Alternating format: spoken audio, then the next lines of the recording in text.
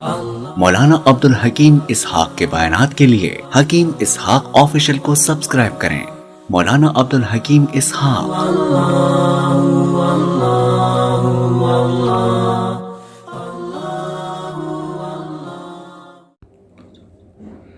السلام علیکم ورحمۃ اللہ وبرکاتہ۔ بسم اللہ الرحمن الرحیم۔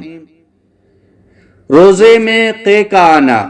سوال یہ کہ روزے کی حالت میں ڈکار کے ساتھ قے آئی جو بالکل تھوڑی تھی اور واپس چلی گئی تو کیا اس سے روزہ ٹوٹ جائے گا؟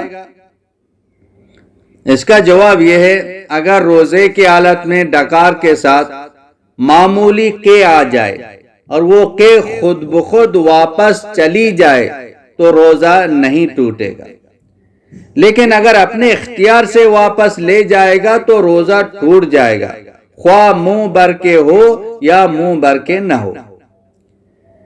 اگر روزے کے دوران الٹی ہو جائے تو اس کی 4 صورتیں ہیں۔ نمبر 1، بلا اختیار یعنی خود بخود، بلا قصد خود بخود منہ بھر کے آئی تو اس سے روزہ نہیں ٹوٹتا ہے۔ نمبر 2، بلا اختیار بلا قصد خود بخود تھوڑی سی قے آئی تو اس سے بھی روزہ نہیں ٹوٹے گا۔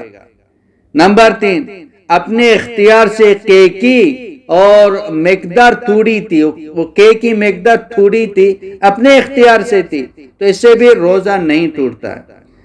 اور چوتھی صورت یہ کہ اپنے قصد و اختیار سے قے کی اور قے کی مقدار منہ بھر کے تھی تو اس سے روزہ ٹوٹ جائے گا۔